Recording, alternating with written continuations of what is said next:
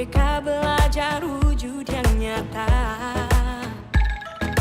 Raih mimpimu juga cita-cita. Generasi emas Indonesia. Profil belajar Pancasila tanamkan di dalam dada. Profil belajar Pancasila, cerdas berkarakter itu kita.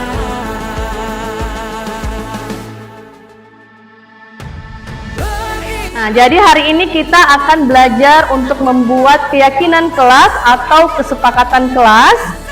Nah, apa itu keyakinan kelas? Ya. Nah, keyakinan kelas itu akan menjadi arah tujuan kelas kita, ya, yang akan menjadi landasan dalam memecahkan konflik atau permasalahan. Nah, keyakinan kelas ini seperti yang tadi Miss bilang itu beda dengan peraturan kelas.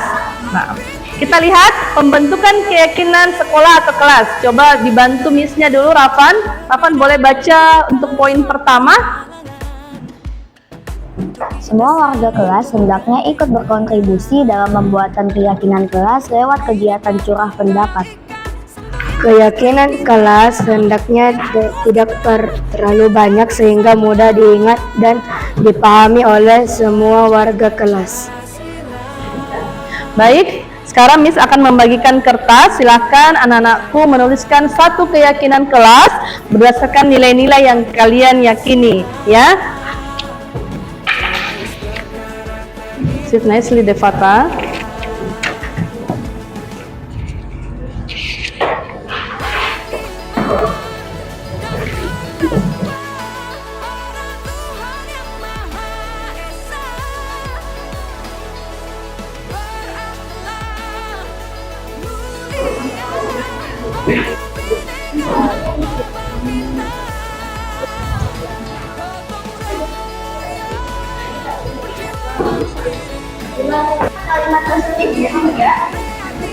Rasa hormat, integritas, mandiri, menghargai, dan antusias.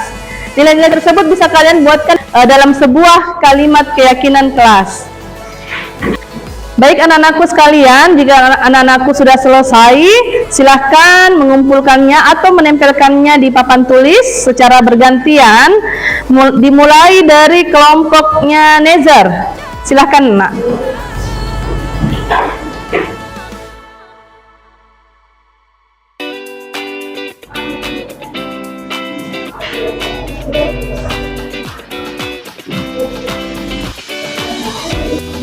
Selanjutnya kelompoknya Naswa, silahkan, Nak.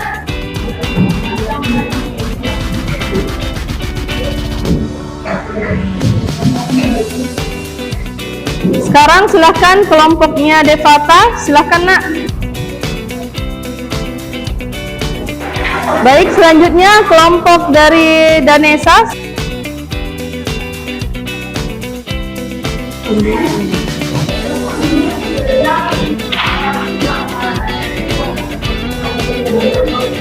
Baik anak-anakku, sekarang kita akan melihat satu persatu keyakinan kelas yang telah dibuat per individu. Kita mulai dari Rafan. Kita akan sama-sama menyetujui ya kesepakatan yang pertama dari Rafan. Di sini katanya adalah kita harus saling menghormati. Nah, baik, kita simpan ya. Oke. Selanjutnya, di sini hampir sama dengan punyanya Rafan tadi, ya. Tidak ada namanya. Hormatilah guru yang sedang mengajar atau berbicara. Nah, tadi hampir sama ya dengan Rafan ya. Kita harus saling menghormati, tapi ini lebih spesifik. Siapa yang dihormati adalah guru, ya. Sebenarnya untuk saling menghormati itu juga bisa sesama teman dan ke guru. Nah, kalau tadi Rafan secara umum ya, kalau yang dibuat ini, yang ada di kertas ini, hormatilah guru yang sedang mengajar atau berbicara. Oke. Apakah kalian setuju?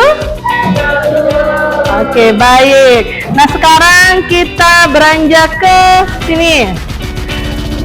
Nah, ini ada yang menarik ini, ya. Bermain bola pada waktunya dan tempatnya. Bagus sekali kalimatnya, ya. Nah, apakah anak-anakku setuju terhadap kalimat ini? Oke deh, setuju ya, Miss juga sangat setuju ya. Nah, bermain bola pada waktunya dan tempatnya. Oke, good job. Ini ada juga untuk saling menghargai. Dengarkan dulu nak ya.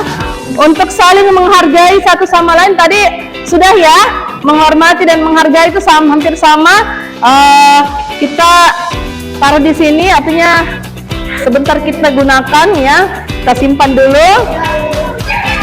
Nah, ini juga ada menghargai pendapat orang lain. Oke, di sini yang disimpan terkait yang menghargai ya, karena masih hampir mirip kalimatnya. Selanjutnya, belajarlah berteman tanpa membeda-bedakan. Ya, memangnya di sini pernah ada ya yang suka membeda-bedakan teman? Iya. Apakah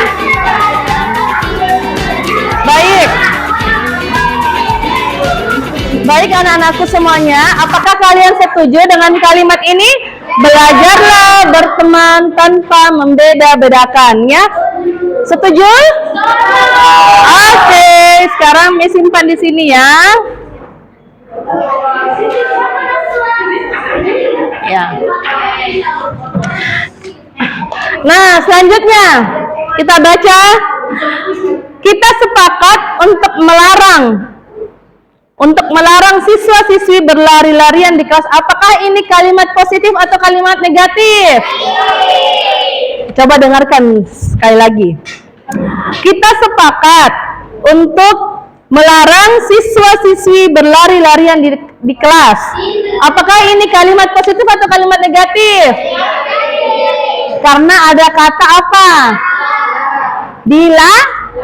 Dilarang itu adalah kalimat negatif. Sehingga kita simpan di sini, sebelah sini ya.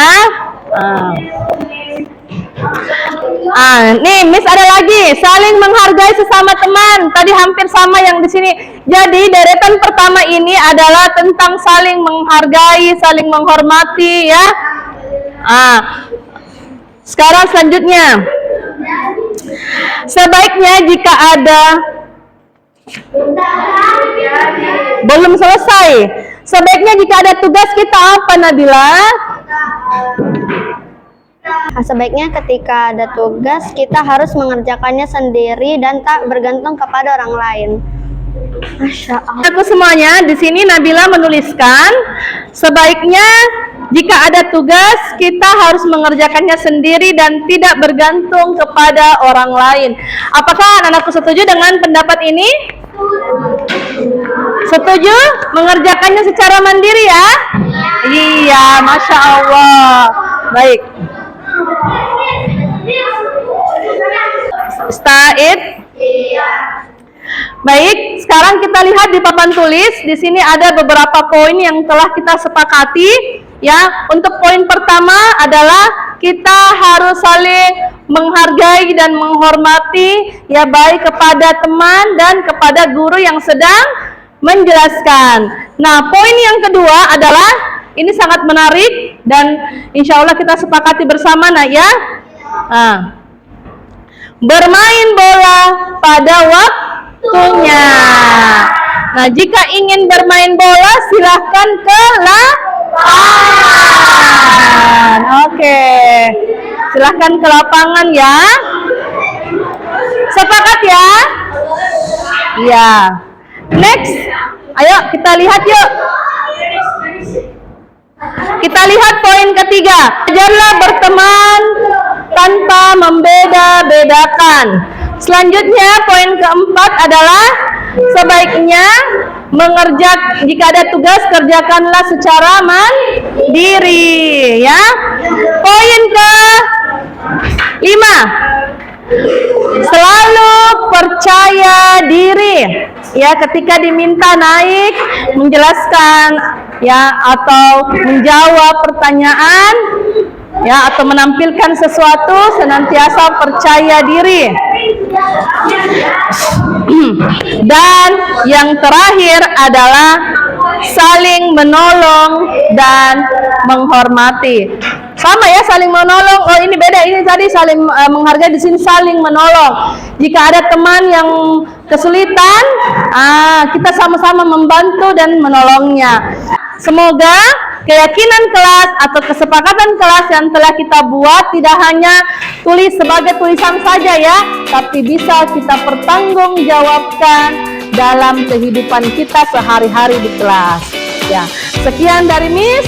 Assalamualaikum warahmatullahi wabarakatuh. Ya, selamat siang Bapak dan Ibu. Salam sejahtera. Pertama-tama marilah kita panjatkan puji syukur atas kehadirat Allah Subhanahu wa taala, karena atas dan karunia-Nya lah kita semua dapat berkumpul di sini dalam keadaan sehat untuk mengikuti sharing session modul 1.4 budaya positif. Salam dan salawat semoga tetap tercurahkan kepada Nabi kita Nabi Muhammad SAW dan kepada para sahabatnya. Baik, terima kasih atas kehadiran Bapak Ibu pada hari ini. Alhamdulillah kita akan bersama-sama mendalami dan membahas sebuah topik yang tidak hanya relevan, ya, tetapi juga sangat fundamental dalam kehidupan kita sehari-hari, khususnya dalam lingkungan sekolah yang kita cintai ini. Topik tersebut adalah budaya positif di sekolah. Nah, budaya positif ini adalah landasan yang sangat kuat untuk menciptakan lingkungan belajar yang kondusif. Materi ini dibagi atas beberapa bagian. Perkenalkan, saya Insana Pertiwi sebagai pemateri pertama, dan kemudian akan dilanjutkan oleh rekan kami yaitu Ibu Masniati. Dan untuk pemateri ketiga akan dilanjutkan oleh Ibu Hasma Aziz. Baik Bapak Ibu, insya Allah melalui sharing session ini kita akan mendapatkan banyak sekali wawasan dan inspirasi untuk terus mengembangkan budaya positif di sekolah kita. Oleh karena itu, saya mengajak Bapak Ibu semua untuk aktif berpartisipasi, berbagi pengalaman, dan mendiskusikan ide-ide yang dapat kita terapkan dalam kehidupan kita sehari-hari di sekolah. Terima kasih atas perhatian dan kehadiran Bapak Ibu semuanya. Selamat mengikuti sharing session ini. Semoga bermanfaat bagi kita semua. Mari kita mulai dengan semangat positif dan penuh antusiasme ya. Ya. Atira. Tunggu. Ya. Cerdas. Baik. Kita masuk pada bagian Sana pertama. ada sertifikatnya Nabi Lembu Muli. Insya Allah, Umi. Saya tahu juga itu kau Muli. Jadi bisa dipakai untuk IDP juga ini Bu Insana di. Iya, itu tahu. Insya Allah, Bunda. Baik, ini adalah konsep utama budaya positif. Ada 7 bagian. Yang pertama adalah perubahan paradigma belajar. Kemudian yang kedua adalah disiplin positif. Ketiga, kebutuhan dasar manusia. Keempat, motivasi perilaku manusia. Kelima adalah restitusi atau posisi kontrol guru. Keenam, keyakinan kelas. Dan yang terakhir adalah segitiga restitusi. Baik Bapak Ibu, kita masuk pada perubahan paradigma belajar. Sekarang kita sebelum melanjutkan materi, kita bermain dulu ya. Kita mau dulu coba bermain, cobalah buka. Ya, apa itu cobalah buka Pak Ilham? Cobalah buka. Pak Ilham sudah pernah dapat Tidak materinya? perhatikan itu materi Pak Ilham. Ya, coba lakukan itu artinya kita melakukan sesuatu yang diinstruksikan oleh pemateri. Baik, Bapak Ibu. Nah, kita lihat gambar di screen ya. Nah, kita akan memilih salah satu dua orang ya, sepasang ya, ada yang bertindak sebagai si A dan si B. Nah, si A ini tugasnya adalah mengepalkan salah satu tangan seperti ini ya. Nah, kemudian membayangkan bahwa si A ini akan menyimpan sesuatu yang sangat berharga di dalam kepalan tangannya, dan si A ini harus menjaga benda tersebut sekuat tenaga ya, karena si A ini berpendapat bahwa hal ini yang dipegang itu adalah begitu penting untuk kehidupannya ya. Kemudian yang si B,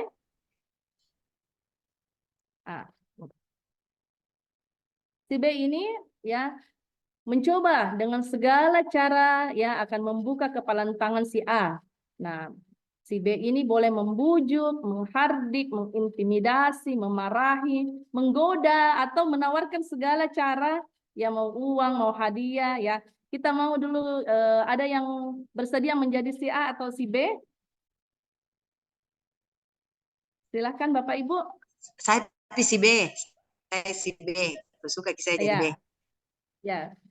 Terima kasih Ibu Sriana Yunus akan bertindak sebagai si B. Nah, kami mencari teman yang akan bertindak sebagai si A. Kau mau Pak Ilham, buka kau gula-gula aku nanti. Baik, ada yang bersedia menjadi si A?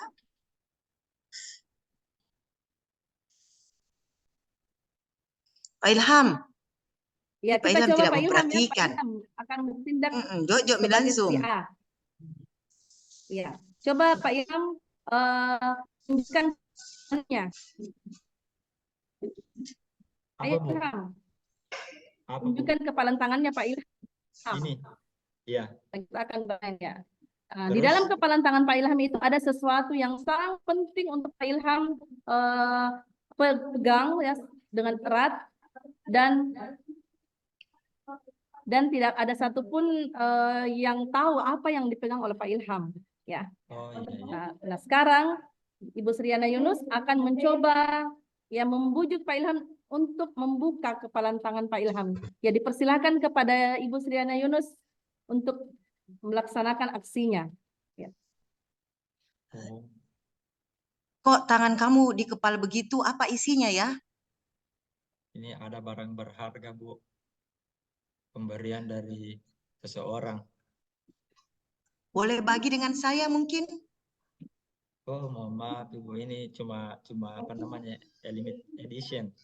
Jadi saya mohon maaf ini. Iya. Aduh, itu kan isinya pasti lebih dari satu. Bagi ke kita, bagi ke saya berkurang juga, tetap kamu dapat Ilham. Terus kamu kan akhirnya dapat pahala juga karena bagi ke saya. Saya takut juga mengecewakan itu orang yang sudah memberikan kepada saya, Bu. Iya, jadi ini juga cuma satu, jadi saya tidak bisa bagi. Seandainya ini 10, Bu, saya bagi-bagi semua ke peserta di sini, di forum, di Zoom ini. Aduh, cuma karena satu. Iya. Kamu kok sekek sekali Ilham? Bukan pelit ini, Bu, ini menjaga kepercayaan orang yang sudah dia kasih ke kita. Seperti itu. Kamu setiap hari lewat depan rumah saya.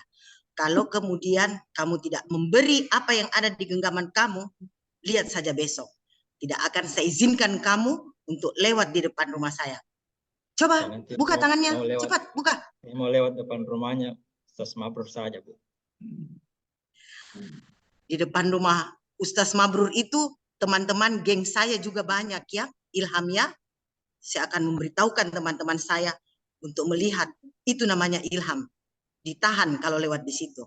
Mau tidak berikan, bukalah sedikit itu kepalan tangannya. Iya, karena ini sudah memang diamanahkan untuk saya. Iya. Aduh, ulu Ilham. Begitu aja dia sekek sekali. Untuk Ibu Sriana Yunus dan Pak Ilham. Untung saya berpihak kasih. sebagai pemeran A. Coba Pak Ilham buka tangannya dan tunjukkan apa yang Pak Ilham sembunyikan kira-kira. Tidak boleh, Bu. Tadi instruksinya kepada saya tidak boleh Habis nih menimbulkan. permainan Pak Ilham, kau di Masya Allah, it's the keyword ya Pak Ilham ya. Ya, bagus sekali Pak Ilham. Berarti Pak Ilham ini sangat memegang teguh ya apa yang menjadi Jadi ada hadiahku hal ini Bu, yang sangat fundamental bagi Ilham. ada hadiahku. Alasan Bisa. Pak Ilham tidak mau membuka kepalan tangannya.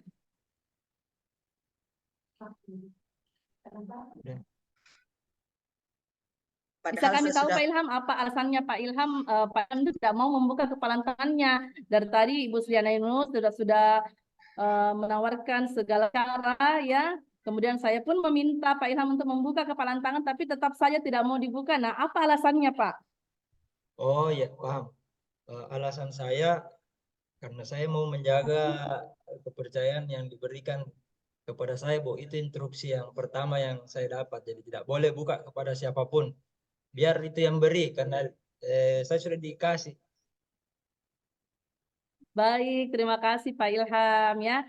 Nah, Mana apa itu hadiahnya, tadi Bu? namanya adalah salah satu bentuk kedisiplinan. Ada nilai-nilai yang dipegang oleh Pak Ilham ya. Nah, dan hanya Pak Ilham lah yang memegang kendali ya untuk membuka kepalan tangannya. Tidak ada Pak Ilham yang bisa mempengaruhi Pak Ilham ya dengan segala caranya untuk membuka, karena memang hanya Pak Ilham lah yang memegang kontrol. Seperti itulah kehidupan kita Bapak Ibu ya. Kita tidak bisa mengendalikan apa yang dipikirkan orang lain ya. Yang kita bisa adalah mengontrol diri kita sendiri, meskipun di kiri kanan kita, atas bawah kita, semua orang akan mengintimidasi kita, akan memberikan pujian, namun kita tidak akan terpengaruh oleh hal itu kalau bukan kita yang mengontrol diri kita. Kita mungkin akan merasa sedih ya, atau merasa bahagia ya, karena hanya kitalah yang mengontrolnya, hanya kitalah yang menciptakan itu sendiri ya. Nah, seperti itu. Nah, ini adalah ilusi atau hal yang biasanya kita anggap bahwa oh kalau kita mau mengontrol murid ya ini adalah ilusinya. Apa itu ilusi Bapak Ibu? Ilusi itu adalah miskonsepsi. Kita lihat satu persatu. Nah, ilusi guru mengontrol murid. Nah, pada dasarnya kita tidak dapat memaksa murid untuk berbuat sesuatu jika murid tersebut memilih untuk tidak melakukannya. Ya, walaupun tampaknya guru sedang mengontrol perilaku murid. Nah, hal demikian terjadi karena murid sedang mengizinkan dirinya dikontrol. Ya, karena sebenarnya murid itu tidak bisa kita kontrol Bapak Ibu. Tapi karena dia mengizinkan dirinya dikontrol, maka terkadang kita merasa bisa menguasai murid saya, tapi nyatanya tidak seperti itu. Ya. Selanjutnya, nah ada juga ilusi bahwa semua perbuatan positif itu efeknya bermanfaat. Nah, padahal ya semua perbuatan positif itu atau segala sesuatu usaha yang ya untuk mempengaruhi murid agar menguasai suatu perilaku tentu adalah suatu usaha untuk mengontrol murid tersebut. Namun dalam jangka waktu tertentu Bapak Ibu, ya kemungkinan murid tersebut pasti akan menyadari dan mencoba untuk menolak lagi bujukan kita, dan bisa jadi murid tersebut juga menjadi tergantung pada pendapat sang guru untuk berusaha ya. Sama seperti kalau kita misalkan memberikan apresiasi kepada murid secara terus-menerus, memberikan penguatan positif, memberikan pujian ya. Namun lama-kelamaan ya murid tersebut juga pasti akan menyadari dan akan menolak ya. Selanjutnya ada ilusi bahwa kritik dan akan membuat orang merasa bersalah ya. Menggunakan kritik di sini dan rasa bersalah untuk mengontrol murid itu akan menuju kita pada identitas gagal ya. Apa maksudnya Bapak Ibu? Nah, kadangkala sulit bagi guru untuk mengidentifikasi bahwa guru sedang melakukan perilaku ini. Ketika kita mengkritik ya, itu sebenarnya tidak akan memberikan rasa bersalah yang berkepanjangan kepada siswa kita, karena dia akan mengontrol dirinya suatu saat bahwa insya Allah saya tidak bersalah lagi ya. Nah, selanjutnya ilusi bahwa orang dewasa memiliki hak untuk memaksa. Nah, banyak orang dewasa yang percaya bahwa mereka itu memiliki tanggung jawab untuk membuat murid-murid berbuat hal tertentu. Ya, apapun yang dilakukan itu dapat diterima selama ada sebuah kemajuan ya. Nah, pada saat itu pula orang-orang dewasa akan menyadari bahwa perilaku memaksa tidak akan efektif untuk jangka waktu yang panjang ya. Nah, bagaimana seorang bisa berubah dari paradigma stimulus respon, itu tadi stimulus respon Bapak Ibu ya, kepada pendekatan teori kontrol. Nah, ketika Bapak Ibu misalkan Ibu Sriana Yunus ya, pergi ke supermarket. Ibu Sriana Yunus biasanya dapati orang mengantri tidak? Setiap saat. Apakah pernah mengantri? Kalau pergi ke misalkan ke Alfamart atau Iya, Indomart. iya, sering. Bagaimana kalau di pasar? Di pasar juga seperti itu. Lebih hebat lagi ngantrinya. Apakah ada perbedaan cara mengantri kita ketika mengunjungi supermarket sama cara kita antri ketika berada di pasar? Lagi-lagi mungkin Berbeda. karena kondisi tempat yang didatangi sehingga dan kembali kepada orang yang mengantri tersebut. Tapi lebih kepada bahwa tempat yang didatangi semisal pasar ya, jadinya dia lebih antriannya lebih sangat tidak bisa dikendalikan sifat kesantunannya. Jadi tidak ada perbedaan antara ketika mengantri menurut Ibu Sriana Yunus, tidak ada perbedaan ketika mengantri di supermarket sama di pasar ya? Iya, tergantung dari Bagaimana individunya Bapak Ibu masing-masing. yang lainnya? Saya minta coba siapa yang ada di situ? Ibu siapa? Saya, Bu. Iya, lagi partisipannya, Bu. Yes, saya dekat dari Pasar Rantang.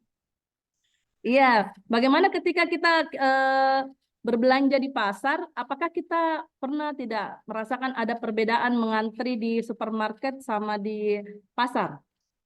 Iya, ada perbedaannya, Bu. Kalau di supermarket, malu-malu dirasanya robot. Masya Kalau di Allah. pasar, biasa dilumba-lumbai orang. Begitu, Bu. Terima kasih Bapak Ibu atas responnya. Nah, yang kita mau ubah dari stimulus respon menuju teori kontrol. Kalau tadi kita rasa tidak ada perbedaan ketika berbelanja di supermarket dan di pasar, itu artinya sudah ada kedisiplinan di kita, sudah ada kontrol diri kita ya. Namun kalau kita misalkan masih memiliki perbedaan sikap ketika kita berada di supermarket dan pasar, artinya ada hal-hal ya atau ada stimulan yang ingin kita ubah menjadi teori kontrol. Nah, disinilah perubahan paradigma ya yang harus kita ubah dari stimulus respon ke teori kontrol. Apa itu stimulus respon dan teori kontrol? Nah, kita ambil poin-poin tertentu saja Bapak Ibu. Nah, di sini kita ambil poin ketiga ya. Kita mencoba mengubah orang agar berpandangan sama dengan kita. Nah, teori kontrolnya yang harus kita ubah adalah kita berusaha memahami pandangan orang lain tentang dunia. Nah, ada juga di sini orang lain bisa mengontrol saya, tapi teori kontrolnya adalah hanya saya yang bisa mengontrol diri saya sendiri. Nah, hal-hal tersebutlah yang dinamakan paradigma pembelajaran ketika kita mampu ya mengubah dari stimulus respon menjadi teori kontrol ya. Selanjutnya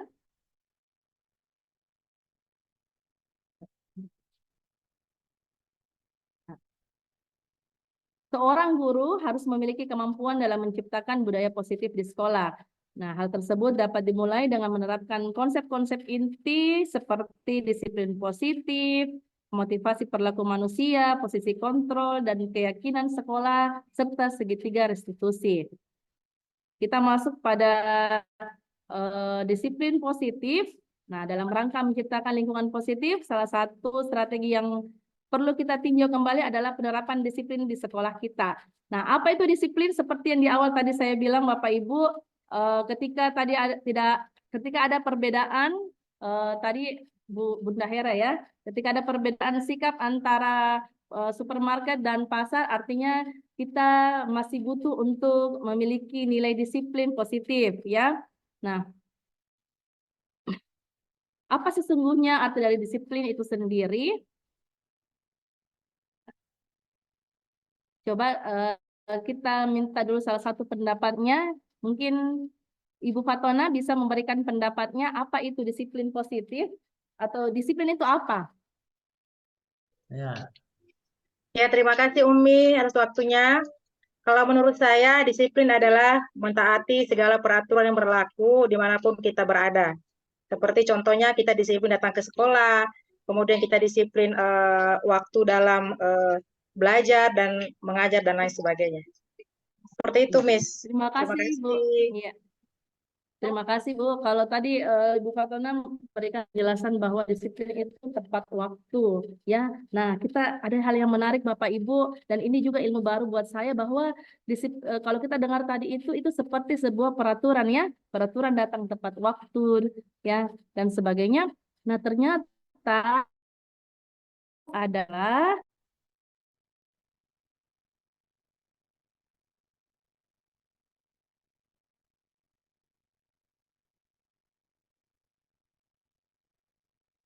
bentar ya. Ya, disiplin ternyata itu adalah kita belajar, ya, kita belajar untuk mengendalikan diri kita ya pada nilai-nilai yang kita yakini. Seperti kita berujuk kepada Dewantara yang menyatakan bahwa di mana ada kemerdekaan, disitulah harus ada disiplin yang kuat.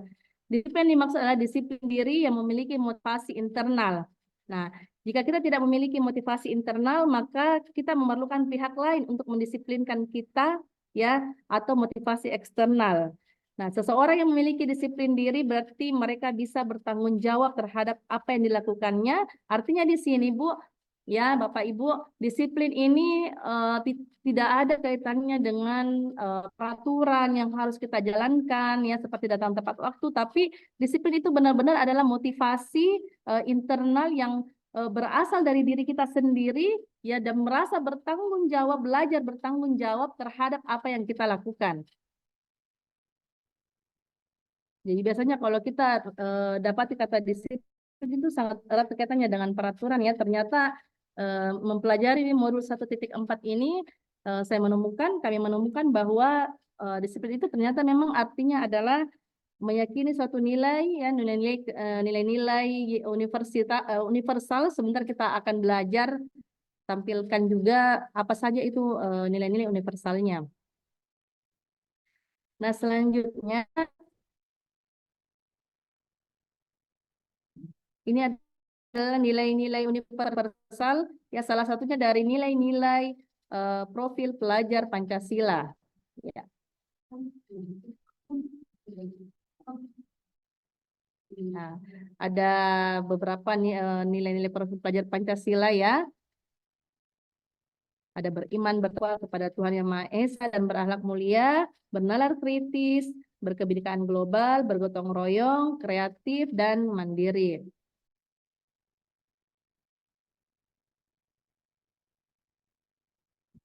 Nah, selanjutnya motivasi perilaku manusia akan dilanjutkan oleh Ibu Masniati. Silahkan.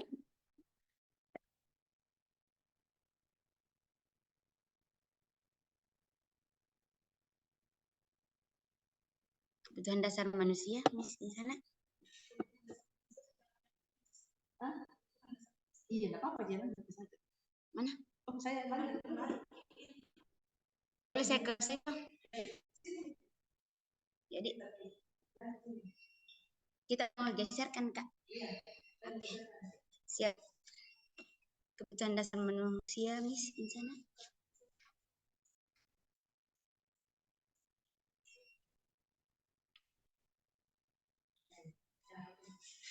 Kebutuhan dasar manusia.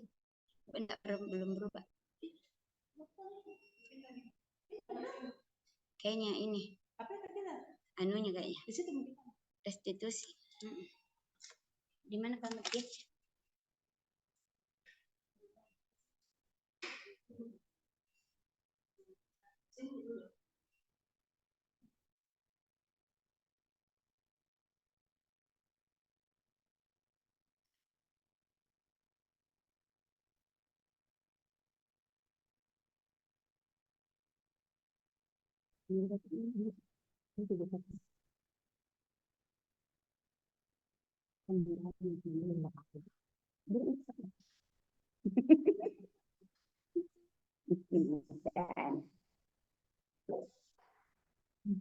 Tambahan sih merasa pemeterian tambang.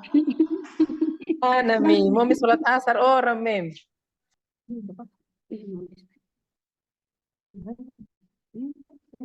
Mana mikrofon? Mem, besok pi kita supaya ada 3 sertifikat. Saya itu terakhir jangkit bubar. Tidak, supaya 3 sertifikat toh, 1 Bu Insana, kita 1, Mem juga 1. Oke, baik teman-teman. Kita lanjutkan dari penjelasan di sana tadi. Kita mulai dari slide 1.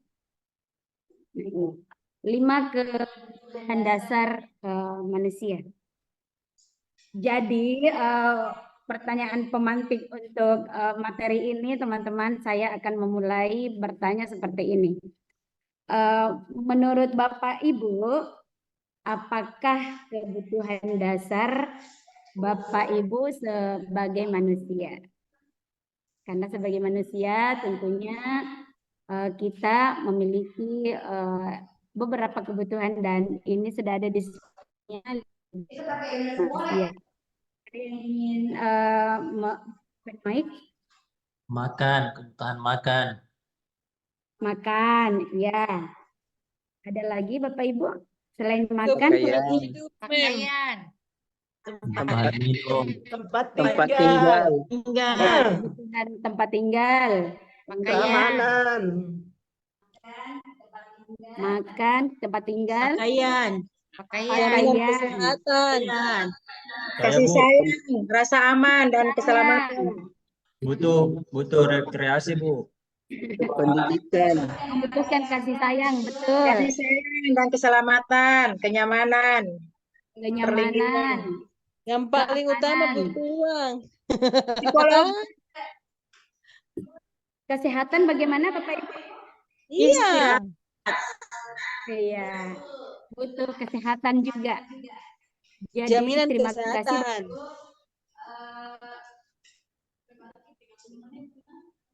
Kebutuhan dasar manusia, Bapak Ibu sudah sebutkan tadi, ada yang butuh makan, ada yang butuh tempat tinggal, tempat tidur, kesehatan, keamanan, dan banyak sekali kebutuhan. Nah, Bapak Ibu, iya.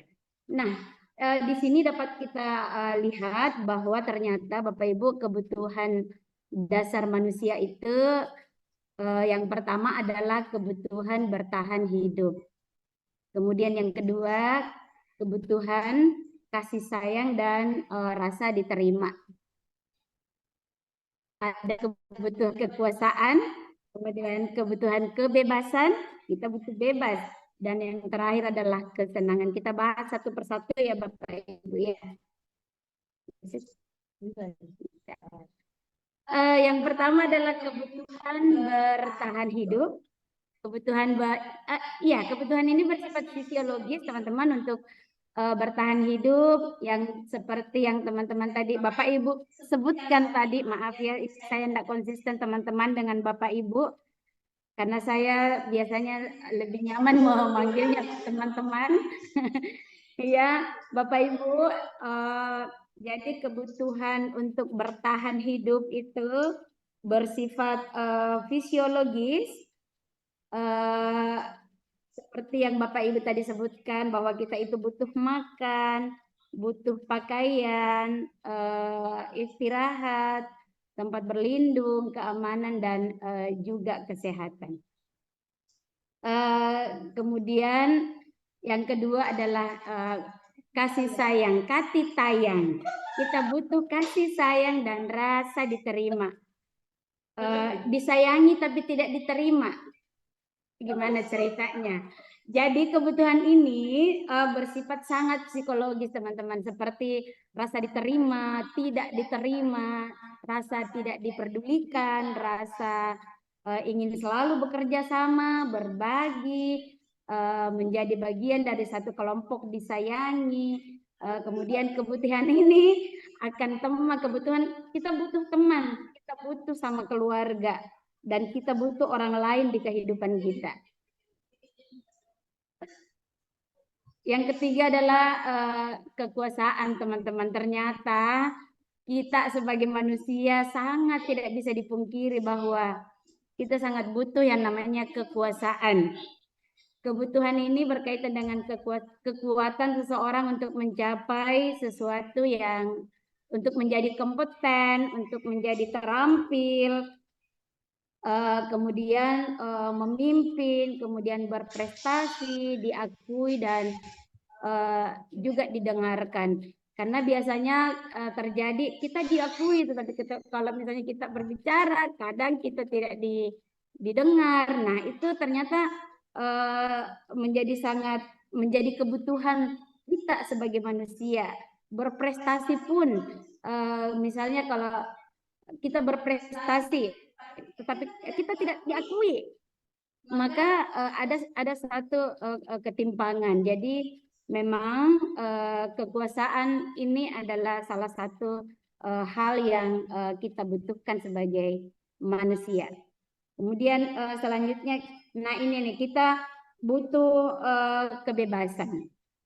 Kebebasan di sini bebas dan mandiri, otonom, dan memiliki pilihan. Jadi kita bisa bebas memilih pilihan masing-masing, mengembangkan kreativitas masing-masing, mengembangkan arah kita sendiri, selalu mau mencoba, mengeksplorasi hal-hal yang baru. Ternyata itu kebutuhan kita, dan kita ingin di dalam situ ada kebebasan. Saya bebas mengeksplorasi hal-hal baru, dan itu tidak ada intimidasi di dalamnya, karena yang namanya kebebasan kita tidak mau diintimidasi.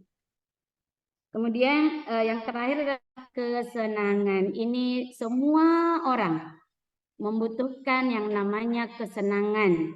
Kesenangan pribadi, kesenangan dengan teman-teman, kesenangan dengan keluarga. Karena kebutuhan ini memang di sini sebutannya adalah kebutuhan terakhir, tetapi tanpa ini rasanya semua kebutuhan-kebutuhan yang tadi itu kalau tidak disertai dengan rasa senang, tidak dilakukan dengan senang, maka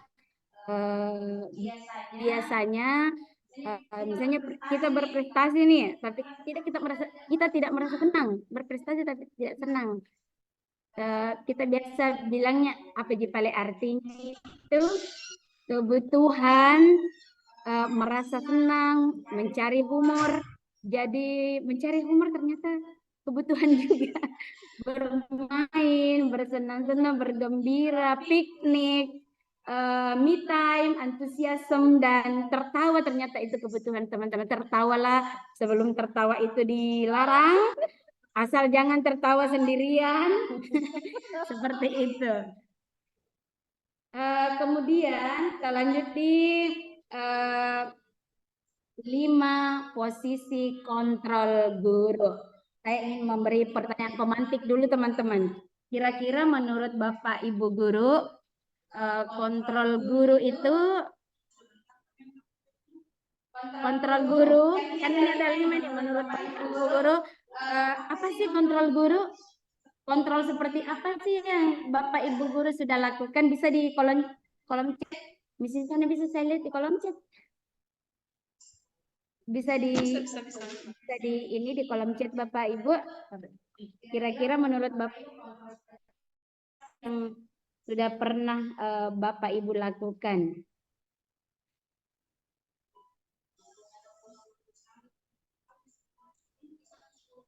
Apa ditulis di chat room, Mem? Kontrol ketenangan dalam kelas. kita sebagai guru, karena kita ini memiliki 5 posisi kontrol. Ini pertanyaan pemantik. Kontrol itu apa? Kira-kira kita sebagai guru controllingnya itu seperti apa? Kontrol apa yang pernah kita lakukan di kelas misalnya? Salah satu contohnya yaitu dengan tidak menggunakan alat komunikasi. Ada ya. Umi Fatona, kontrol emosi dan kontrol sikap dan karakter anak.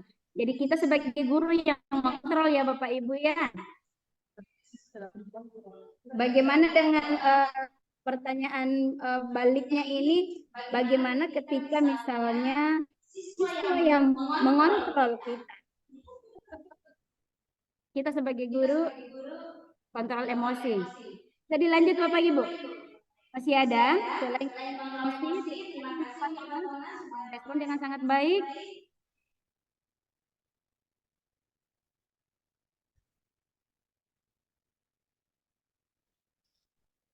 Kontrol emosi.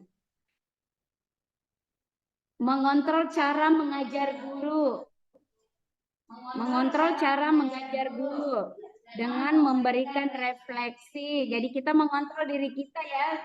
Pak Ustadz Mabrur ini mengomentari bahwa kita bisa mengontrol cara mengajar guru dengan memberi refleksi. Terima kasih Pak Ustadz Mabrur atas responnya dengan sangat baik. Masih ada lagi Bapak Ibu? Kira-kira sebagai guru kontrol apa yang biasa kita lakukan, yang pernah kita lakukan di kelas?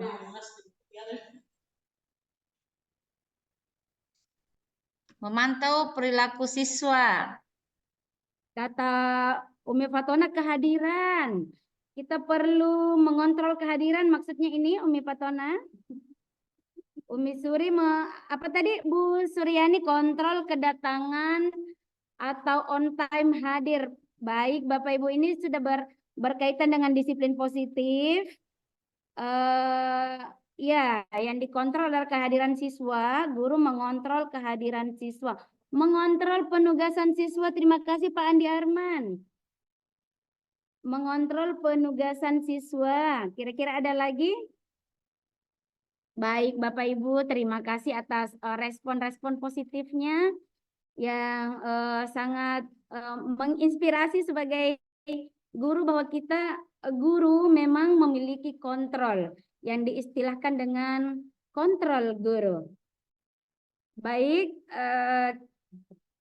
kita lanjutkan di slide berikutnya Bapak Ibu. Ternyata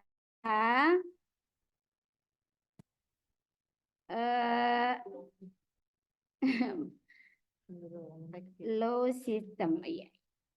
Oh iya, jadi ternyata Bapak Ibu, kita itu memiliki 5 kontrol seperti ini. Ada kontrol penghukum, ada kontrol pembuat rasa bersalah, ada kontrol guru sebagai teman, ada kontrol guru sebagai pemantau, dan ada kontrol guru sebagai manajer. Kita bahas satu-satu ya teman-teman. Bapak Ibu guru. Iya. Bersalah teman pemantau. Oh ini double slide. Mulai dari posisi kontrol kita sebagai penghukum. Seorang guru yang posisi kontrolnya sebagai penghukum biasanya menggunakan posisi ini untuk menghukum siswa, baik itu hukuman fisik ataupun hukuman verbal. Contoh kalimat yang biasa diucapkan ketika kita ada di posisi kontrol seperti ini. Hei, patuhi ki aturan, ada aturan di sekolah ini nah. Itu salah satu. Kemudian awas ki. Awas ki nah, kalau tidak kerja ki tugas tak awas ki. Kamu selalu saja salah. Kenapa kan salah terus kita? Astagfirullah. Meskipun ada kata astagfirullahnya di belakangnya, itu tetap sebagai guru sebagai penghukum, seperti itu. Kemudian di kontrol berikutnya kita sebagai pembuat merasa bersalah, guru sebagai pembuat merasa bersalah. Nah, teman-teman, pada posisi ini guru itu biasanya akan bersuara lembut seperti saya misalnya ini, suka bersuara lembut. Pembuat rasa bersalah akan menggunakan keheningan. Guru biasa membuat suasana kelas itu hening dan membuat orang lain merasa tidak nyaman dengan suasana hening itu. Apa ya, sebentar ini siswa ngomong kayak gini. Apa ya? Kenapa itu Bu Guru tak diam-diam? Berasa bersalah dan rendah diri. Hal ini juga biasa dilakukan dengan cara memberi nasihat. Kita itu nak, kalau misalnya ini jadi anak-anak itu terdiam ketika dinasehati. Nah, posisi kontrol ini adalah posisi kontrol yang biasa membuat siswa merasa bersalah karena melakukan kesalahan, merasa bersalah karena sudah melakukan sesuatu. Apalagi kalau kata-kata ibu guru yang pamungkas ini sudah keluar. Ibu itu nak sangat kecewa sama kita. Miss ini kecewa sama kita, sama perbuatan tak. Tidak kusangkanya biasa bisa berbuat kayak begitu. Berapa kali ini saya bilangi Ki. Berapa kali harus saya bilang kalau itu nak tidak benar. Jadi anak-anak siswa itu merasa, iya di salah kak ini, astagfirullah. Jadi posisi kontrol ini posisi kontrol yang membuat siswa merasa bersalah. Kita lanjut di posisi kontrol ketiga Bapak Ibu. Nah, posisi kontrol sebagai teman. Biasanya ini kita sebagai guru, kita jadikan diri kita sebagai teman sebaya, kayak cara ngomong kita ke anak-anak, biasa kita bercanda dengan siswa, itu posisi kontrolnya kita berada di posisi kontrol sebagai teman. Dan ini anak-anak nyaman kalau ya posisi kontrol kita seperti ini. Anak-anak merasa nyaman karena misalnya nih Miss Mas nih, Miss Mas itu baik, bisa ditemani bicara, bisa ditemani bercanda misalnya. Dan ini kecenderungannya adalah guru itu tidak akan menyakiti murid. Tidak akan menyakiti murid. Tetapi ada dampak positif dan negatifnya ketika posisi kontrol ini kita gunakan. Karena biasanya murid akan menganggap sepele hal-hal yang mereka lakukan. Misalnya dia terlambat ini. Karena kita sebagai, iya nak, enggak apa-apa Ji, besok jangan diulangi nak. Itu karena kita leye-leye juga memberikan nasihatnya, jadi anak-anak merasa bahwa baik Ji itu si ibu itu, si bapak itu baik Ji, begitu. Kemudian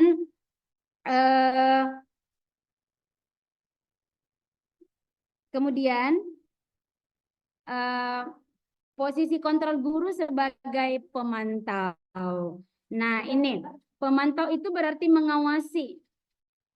Kita mengawasi siswa, mengawasi apalagi mengawasi apapun yang mereka lakukan. Kita mengawasi, kita bertanggung jawab atas perilaku ya orang-orang yang kita awasi. Misalnya ini ada sebuah kepanitiaan, tapi karena misalnya kita merasa bertanggung jawab itu di situ, kamu tidak boleh kemana-mana tanpa izinnya saya ya. Kayak gitu. Jadi kita memang berada di posisi kontrol, selalu memantau siswa karena kita merasa bahwa mereka itu adalah tanggung jawab saya. Atau misalnya nih di kelas, karena murid saya ini adalah anak wali saya, maka tidak boleh Kak kemana-mana, harus Kak berada terus di kelas, pantau mereka apapun yang mereka lakukan. Karena kita merasa bertanggung jawab. Dan posisi kontrol seperti itu, Bapak Ibu, kita berada di posisi kontrol memantau. Kalau misalnya ada anak-anak ini yang melakukan kesalahan misalnya, kita biasa mengeluarkan kata-kata seperti ini. Kita tahu apa peraturannya?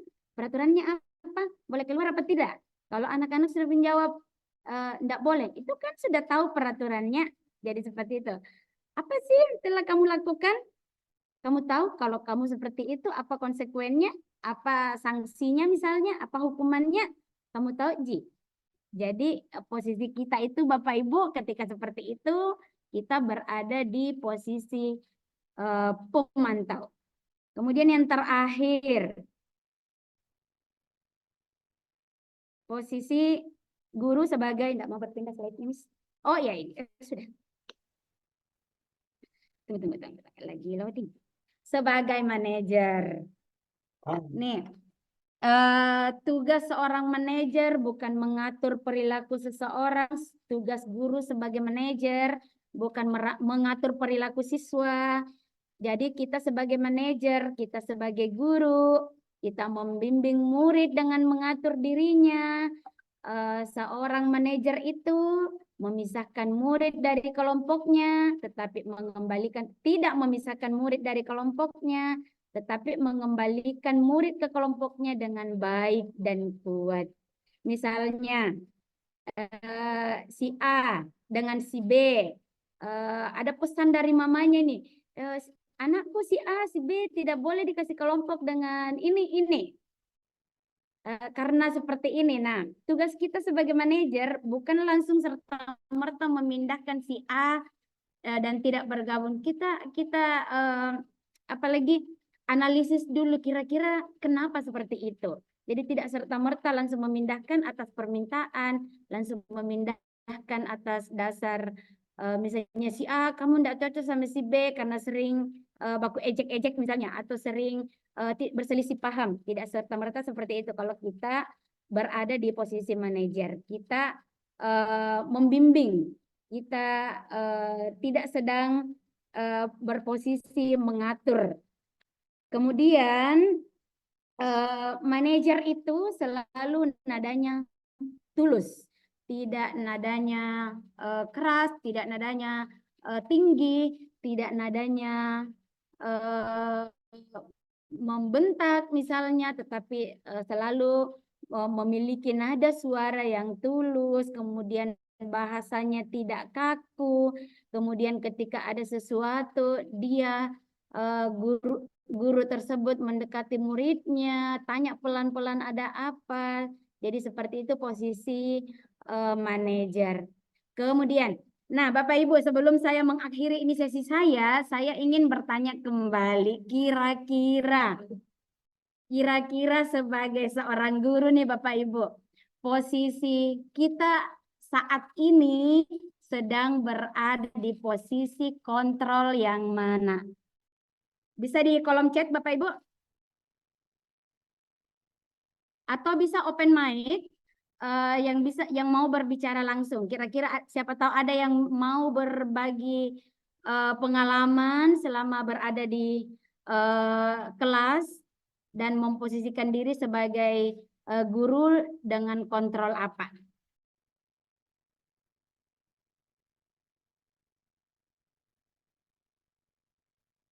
Bisa di kolom chat atau bisa di open mic, Bapak Ibu bisa share.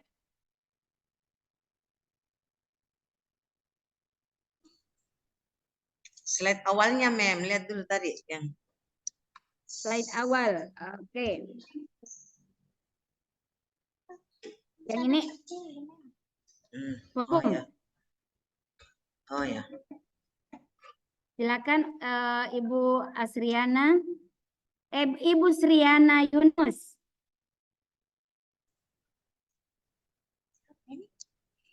Kenapa filmnya, Mas? Atau ini Ibu dalam Suryani, kaitannya kita mengontrol ya. Kita saudara pada tahapan yang mana? Iya Bu Sriana. Ya, jadi alhamdulillah di sekolah kita, Sekolah Islam Atira, poin-poin yang disampaikan tadi, alhamdulillah hal-hal tersebut teramat sering untuk kita diingatkan untuk tidak lalai dalam artinya kita pengontrolan diri kita selalu diingatkan oleh pimpinan. Tapi lagi-lagi kemudian kita berusaha untuk itu. Hanya kadang ya sedikit laci juga biasa, Mem. Tapi kesadaran itu langsung bisa terem karena di bawah naungan sekolah ini tidak henti-hentinya pengingat-pengingat itu selalu ada. Mungkin itu saja, Mem. Terima kasih Bu Sriana. Itu saja. Yes, Mem. Ya, ya. Terima kasih atas responnya bahwa Ibu Sriana Yunus sudah berada pada posisi kontrol yang mana tadi, Bu Sriana? Penghukum, membuat rasa bersalah, teman atau pemantau atau manajer? Pembuat merasa bersalah, Ibu Mem. Sriana. Pembuat merasa bersalah. Pembuat merasa bersalah. Baik, baik. Terima kasih banyak. Jadi biasanya memang kita sebagai guru mengambil posisi kontrol, membuat merasa bersalah agar kita menginginkan murid kita itu menyadari apa yang mereka lakukan. Kesalahan yang mereka lakukan itu apa akibatnya buat orang lain dan buat dirinya. Jadi seperti itu. Terima kasih atas sharingnya Ibu Sriana Yunus. Ada lagi Bapak Ibu yang mau share open mic tentang posisi kontrol guru ini? Oh, Ibu Fatona ini mengatakan bahwa posisinya sekarang sebagai manajer. Bisa sharing Ibu Fatona kira-kira sebagai manajer itu sebagai manajer itu seperti apa Bu Fatona menerapkannya dalam kelas? Tapi bisa lagi buka slide yang terakhir tadi, Mem, yang manajer. Boleh, tunggu ya. Saya izin leave untuk bergabung di perangkat saya yang kecil ya, soalnya ini sudah lowbat. Boleh, Bu Sriana. Oke. Posisi kontrol yang terakhir sebagai manajer ini, Bu Umi Fatona. Ya, terima Kira-kira kasih. penerapannya di Umi Fatona di dalam kelas itu seperti apa? Bagaimana? Apa yang biasa Umi Fatona lakukan sehingga Umi Fatona mengatakan bahwa saya sudah berada di posisi manajer? Kalau menurut saya sebagai pengajar di sini, posisinya sebagai manajer adalah bagaimana kita sebagai guru berperilaku yang selain sebagai guru, kita juga berperilaku sebagai orang tua bagi siswa. Jadi di sini kita sebagai guru ketika mendapatkan anak-anak bermasalah, kemudian kita bisa memisahkan mereka dari yang bermasalah tadi. Jadi untuk mencari tahu apa sebenarnya yang terjadi, untuk mengoreksi atau mencari apa permasalahan mereka, dan kemudian dicari tahu apa solusi yang akan kita lakukan sehingga anak-anak ini bisa kembali ke dalam kelompok belajarnya seperti biasa. Dan kemudian selain dari tutur kata kita, dari bahasa tubuh kita juga itu sangat berpengaruh untuk perkembangan perilaku anak. Ya, kita selalu menjaga bagaimana cara kita berbicara, suara kita kepada anak-anak, kemudian bahasa tubuh kita bisa dirasakan oleh mereka apakah kita itu marah ataupun memperhatikan mereka. Jadi saya merasa ada di manajer ini karena selalu memantau bagaimana keadaan anak-anak di kelas itu, selain menasehati, selain mencari tahu permasalahan, bisa juga dengan bagaimana sikap kita kepada mereka. Terima kasih atas responnya. Responnya sangat bagus dan apalagi benar bahwa kita sebagai guru adalah orang tua murid, orang tua sebagai pengganti orang tua di sekolah. Jadi memang kayaknya sepertinya memang sebagai guru kita harus selalu bisa memasang telinga, bisa memasang badan untuk anak-anak kita, siswa-siswa kita, karena ketika kita berada di posisi kontrol sebagai manajer ini, tugasnya sangat juga berat. Tidak hanya apalagi hadir di tengah-tengah mereka, tetapi kita memang ada di situ sebagai orang yang bisa membimbing siswanya dengan lebih baik tanpa menyalahkan, tanpa menjudge, tanpa itu. Jadi ketika misalnya kita sebagai guru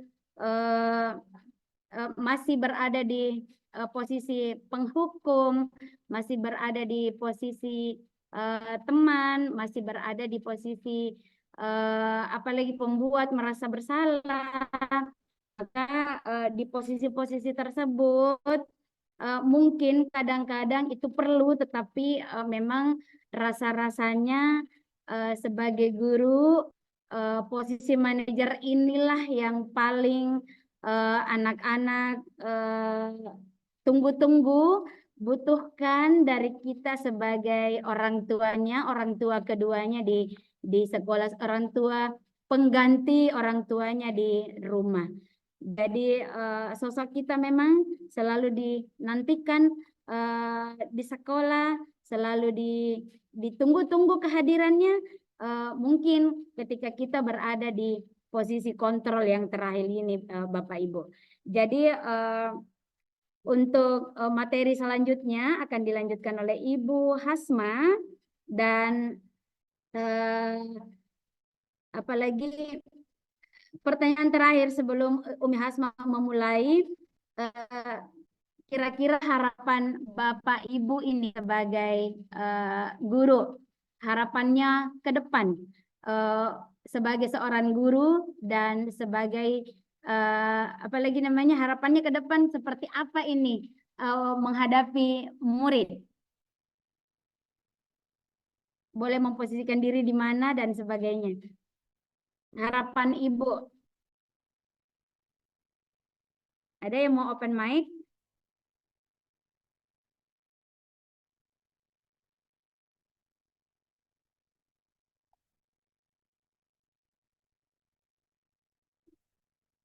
Oh, sepertinya ini jam asar ya? Salat ya? Jeddah. Oh iya. Atau ada yang di kolom chat? Harapannya boleh dituliskan satu harapan, kadang-kadang jadi teman, kadang-kadang jadi manajer.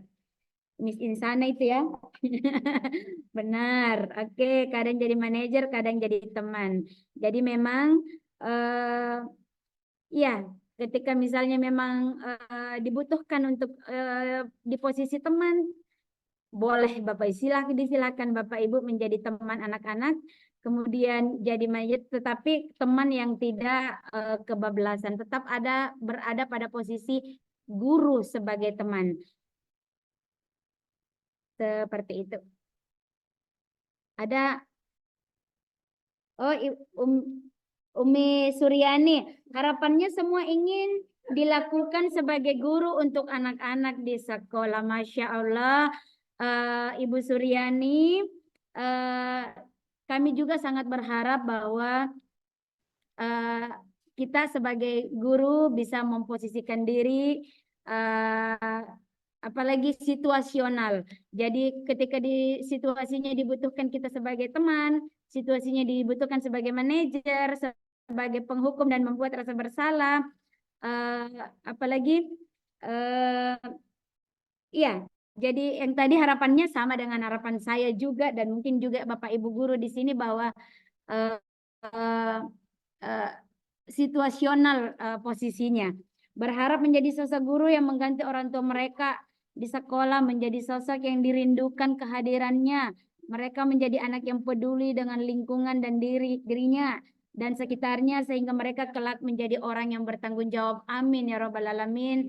Harapan ini menjadi harapan kita bersama Bapak Ibu, menginginkan anak-anak yang soleh-soleha bisa bertanggung jawab. Kemudian sebagai guru kita selalu menginginkan Rindu jitu muridku sama saya, kenapa itu muridku tidak negur-tegur kalau ketemu kalau naik kelas nih. Nah, kita mau mengubah itu bahwa kalau kemarin ada murid kita yang tidak menegur kita, ke depan tidak ada lagi yang murid yang tidak menegur kita ketika kita bertemu nanti. Nah, sekarang kita mulai menanamkan ini kembali ke apa yang kita tanam, insya Allah nanti itu yang akan kita tuai. Mari kita menanam kebaikan selalu, maka insya Allah kebaikan-kebaikan berikutnya segera kita tuai Bapak Ibu. Terima kasih. Sesi saya akan dilanjutkan oleh Ibu Hasma Asis. Terima kasih. Assalamualaikum warahmatullahi wabarakatuh. Waalaikumsalam warahmatullahi wabarakatuh. Time is yours. Terima kasih. Semoga masih on teman-temannya. Semoga masih Semangat 45. Semangatnya masih. Iya, semoga semangatnya masih terjaga untuk 2 poin terakhir. Ya. Oh, Bu SKS. 2 poin terakhir insya Allah singkat, jelas, dan padat karena sudah panjang lebar dijelaskan oleh Miss Asni dan Miss Insana pada poin 1 sampai 5, di mana Miss Insana sudah menjelaskan tentang perubahan paradigma, kemudian pada kebutuhan dasar manusia oleh Bu Masniati, kemudian restitusi posisi kontrol guru. Sekarang masuk pada 2 poin terakhir, yaitu keyakinan kelas dan segitiga restitusi. Izinkan saya Hasma Asis, teman-teman, insya Allah sudah pada kenal ya. Saya akan melanjutkan yang disampaikan oleh teman-teman 2 orang sebelum saya. Nah, untuk di poin keyakinan kelas ini, seperti yang dijelaskan tadi Bu Masni, bahwa setelah kita mengetahui di mana posisi kontrol kita sebagai guru, nah kita kembali pada peran kita sebagai guru di dalam kelas. Nah, di sini pembuatan keyakinan kelas. Nah, biasanya keyakinan kelas ini merupakan sebuah nilai kewajiban yang universal yang telah disepakati lepas dari adanya latar belakang suku, negara, bangsa, bahasa maupun juga agama. Jadi untuk pembentukan keyakinan kelas ini, teman-teman, berbeda dengan peraturan kelas yang biasa kita lakukan. Nah, guru sebagai posisi kontrol yang mengharapkan siswanya yang memberikan pelayanan yang baik kepada siswa. Sebagai kita guru, sebagai manajer, berarti kita berfokus pada bagaimana siswa menerima informasi dan menerima pelajaran dari gurunya, ya. Jadi, nah kita lihat di sini bahwa peraturan kelas dan keyakinan kelas itu berbeda. Bisa dilihat pada slide bahwa pada keyakinan kelas ini dibuat oleh siswa dengan guru bersama-sama membicarakannya. Sedangkan pada peraturan kelas ini serta-merta kita memberikan aturan bahwa di kelas ini tidak boleh datang terlambat, kita harus masuk tepat waktu, mengumpulkan tugas tepat waktu, menjaga kebersihan. Nah, berbeda dengan keyakinan kelas. Nah, sebagai posisi kontrol manajer, sebaiknya kita mengajak siswa untuk berdiskusi. Jadi keyakinan kelas ini kita buat bersama-sama. Nah, keyakinan kelas yang dibuat secara bersama ini dengan mengajak seluruh siswa yang mempunyai nilai-nilai kebajikan yang dapat mereka percayai bahwa hal tersebut baik untuk dirinya. Jadi pembuatan keyakinan kelas ini tidak serta-merta kita putuskan bahwa kita harus datang jam sekian, itu yang namanya tepat waktu. Tapi sama-sama kita sama-sama kita meyakini, membuat dan menjadi satu kesepakatan untuk kita jalankan bersama-sama. Tujuannya untuk apa? Yang pertama di sini mewujudkan merdeka belajar. Mewujudkan merdeka belajar di sini adalah mahasiswa belajar tanpa merasa tertekan, dan peraturan yang ada, keyakinan kelas yang ada di dalam kelas ini dilaksanakan atau dibuat itu sesuai dengan apa yang mereka inginkan dan disepakati bersama. Kemudian mewujudkan disiplin positif kepada anak yang kemudian menjadi budaya positif karena mereka sendiri yang menentukan, sehingga mereka dengan senang hati melaksanakannya, begitu teman-teman. Kemudian pada poin ketiga, membentuk karakter yang positif pada anak melalui kebiasaan-kebiasaan positif. Jadi karena mereka yang yang memutuskan sendiri apa yang mereka inginkan, sehingga kebiasaan-kebiasaan itu tertanam pada diri mereka. Sehingga diharapkan apa yang sudah disampaikan itu menjadi kebiasaan positif juga. Baik, berikutnya. Vincent.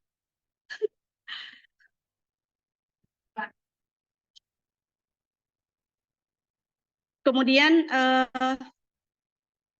masuk kepada contoh keyakinan kelas. Apa saja yang biasanya ada pada keyakinan kelas ini.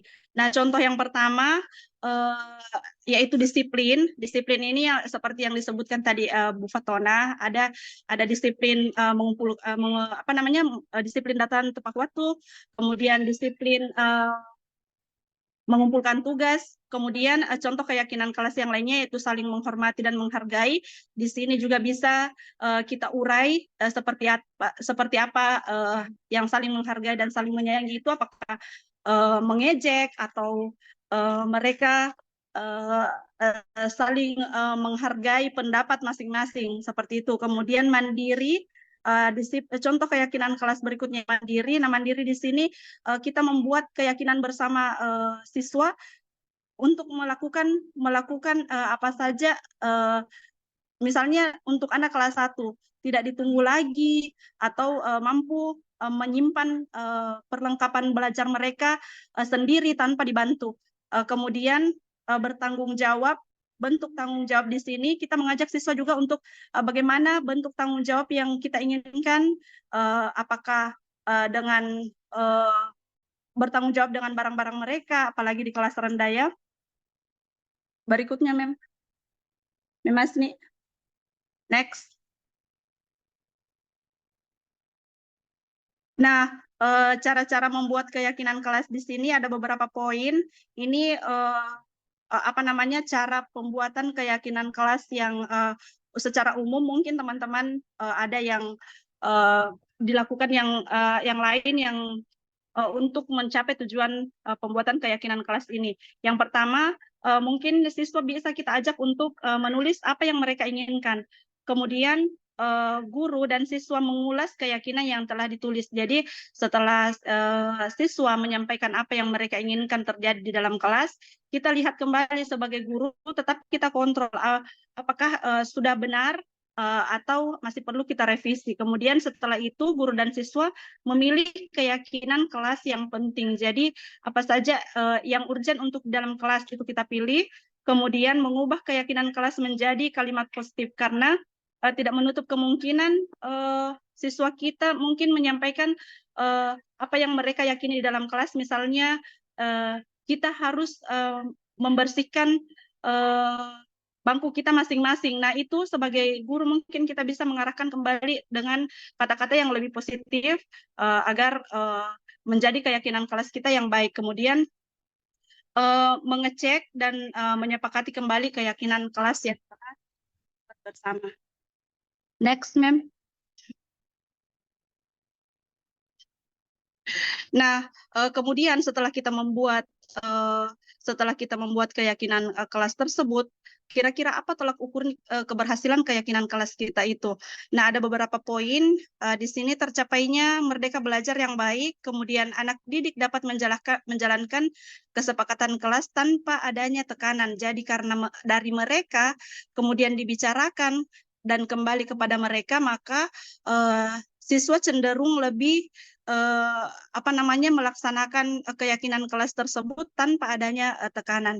Kemudian terjadi komunikasi yang aktif antara guru dan murid dalam hal apa yang mereka pikirkan, apa yang mereka sampaikan kepada guru dapat kita timpali dengan baik. Kemudian anak didik dapat menjalankan keyakinan kelas dengan secara leluasa, dengan secara luas. Maksudnya di sini secara luas tanpa misalnya membuang sampah pada tempatnya.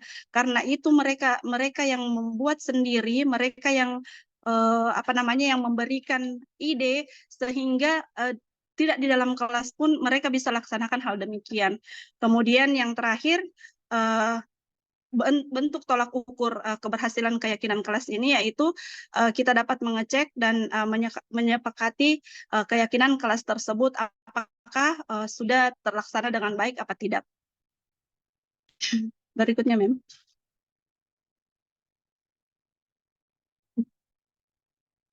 Next. Nah, kita masuk pada berikutnya dampak dari penerapan aksi dari keyakinan kelas ini. Apa dampaknya? Terlihat dan terasa adanya motivasi belajar. Jadi siswa merasa dilibatkan apa yang dilakukan. Kemudian pembelajaran berpihak langsung pada murid. Jadi mereka siswa kita merasa bahwa guruku ini tidak serta-merta memberikan saya tuntutan bahwa saya harus seperti ini dan seperti ini, karena memang kesepakatan itu kita buat bersama. Kemudian poin ketiga, siswa dapat mengenal jika konsekuensi bukanlah pada hukuman. Jadi akibat dari apa yang mereka lakukan, mereka tahu sehingga dia tanpa guru menjudge pun dia sudah tahu bahwa karena saya misalnya menumpahkan minuman artinya saya harus membersihkannya sendiri karena itu sudah disepakati bersama. Kemudian tercipta suasana belajar yang menyenangkan karena tidak adanya paksaan ya antara guru dan siswa, kemudian antara siswa lainnya. Kemudian berikutnya mengecek dan menyepakati keyakinan kelas ini apakah dampaknya ini benar baik apa perlu direvisi karena ini kan dari siswa untuk siswa juga, jadi apapun yang disepakati berikutnya bisa dibicarakan kembali. Next, ma'am. Nah, respon dari apa yang terjadi dari yang dilakukan siswa, kita sebagai guru terkadang kita memberi hukuman dan kadang juga memberi konsekuensi. Nah, sebelum mungkin saya melanjutkan, mungkin saya mau bertanya kepada teman-teman perbedaan antara hukuman dan konsekuensi. Mungkin ada yang bisa memberikan pendapat. Hukuman itu antara lebih hukuman bermakna negatif, Miss. Ya. Sedangkan kalau konsekuensi itu kalau boleh saya katakan bahwa lebih bersifat ke positif karena ada hal-hal yang kemudian menjadikan dalam hal ini siswa termotivasi untuk kemudian tidak melakukan karena adanya konsekuensi tersebut. Jadi lebih mengarah kepada lebih pembentukan karakter yang lebih baik. Sementara kalau hukuman itu bagaimana ya dengannya, hal negatif sekali terdengarnya. Seperti itu mungkin. Baik, terima kasih. Terima kasih, Umi Nana. Masih ada yang ingin memberikan pendapat tentang hukuman dan konsekuensi? Ya Umi, Assalamualaikum warahmatullahi wabarakatuh. Waalaikumsalam warahmatullahi wabarakatuh. Kalau menurut saya Umi itu tentang hukuman dan konsekuensi. Kalau hukuman itu sesuatu yang dilakukan secara tiba-tiba begitu, jadi spontan. Tetapi kalau konsekuensi itu sesuatu yang sudah kita bicarakan. Oke, baik. Terima kasih. Assalamualaikum warahmatullahi wabarakatuh. Warahmatullahi wabarakatuh. Masih ada? Tiba-tiba ya untuk hukuman kata Bu Sri tiba-tiba, kemudian untuk konsekuensi masih bisa dibicarakan. Mungkin masih ada teman? Satu orang lagi? Masih ada yang bisa memberikan pendapat tentang hukuman dan konsekuensi? Respon dari perilaku?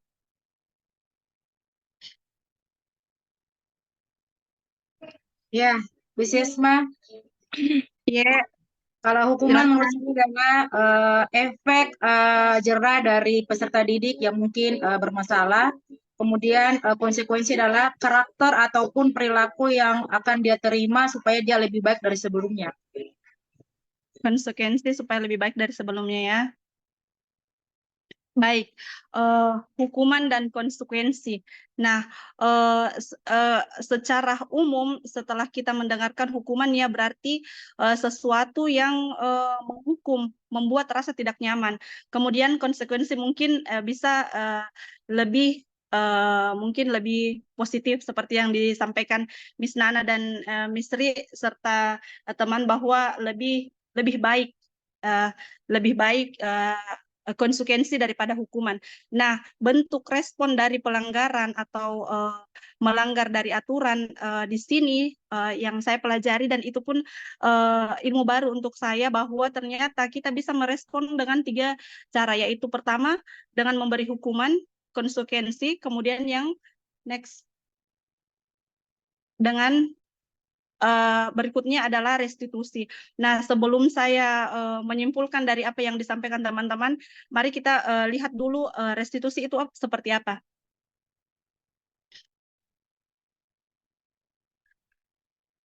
Nah, restitusi di sini yaitu ketika siswa berbuat salah, guru akan menanggapi dengan cara yang belum dengan cara membuat evaluasi internal tentang apa yang dapat mereka lakukan untuk memperbaiki kesalahan mereka dan mendapatkan kembali harga dirinya. Jadi restitusi itu seperti penggantian. Next, ma'am. Sehingga apa bedanya dari hukuman, konsekuensi, kemudian restitusi? Next, ma'am. Nah, hukuman seperti yang disampaikan tadi teman bahwa hukuman dalam pendidikan adalah tindakan yang diambil guru atau pihak sekolah sebagai respon terhadap perilaku siswa yang melanggar aturan atau norma yang telah ditetapkan. Nah, tujuan utamanya hukuman adalah menghentikan perilaku yang tidak diinginkan melalui tindakan mungkin tidak menyenangkan bagi siswa. Jadi seperti yang dikatakan tadi teman bahwa ini adalah bentuk supaya pelaku jerah atas pelanggaran yang dilakukan. Sedangkan konsekuensi, next ma'am. Next ma'am. Sedangkan pada konsekuensi adalah hasil atau akibat alami dari perilaku siswa yang dapat terjadi tanpa campur tangan guru. Konsekuensi dalam pendidikan lebih bersifat logis dan terkait langsung dengan tindakan siswa. Jadi secara garis besar mungkin bisa saya sampaikan seperti ini. Pada saat hukuman itu spontan dilakukan, misalnya terlambat datang sekolah. Kemudian karena dia terlambat datang sekolah, kita memberi hukuman lari 10 kali misalnya mengelilingi lapangan. Itu adalah bentuk hukuman.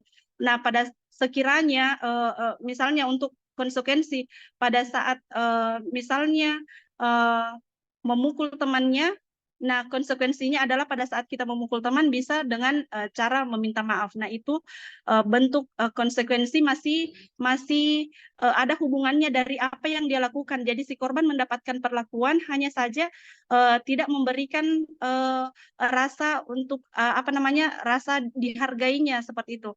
Kalau untuk konsekuensi, tapi untuk hukuman itu jelas bahwa si pelaku mendapatkan bukan memberikan efek bahwa itu dilakukan dan memperbaiki dirinya. Nah, sedangkan restitusi dalam pendidikan adalah upaya untuk memperbaiki kerusakan atau kerugian yang telah disebabkan oleh perilaku siswa. Restitusi berfokus pada pemulihan dan rasa tanggung jawabnya, serta mendorong siswa untuk membuat amends atau memperbaiki situasi. Jadi, pada restitusi ini kita meminta siswa untuk memperbaiki keadaan, mencari solusinya seperti apa sehingga kita dapat dapat mencapai tujuan kita. Next.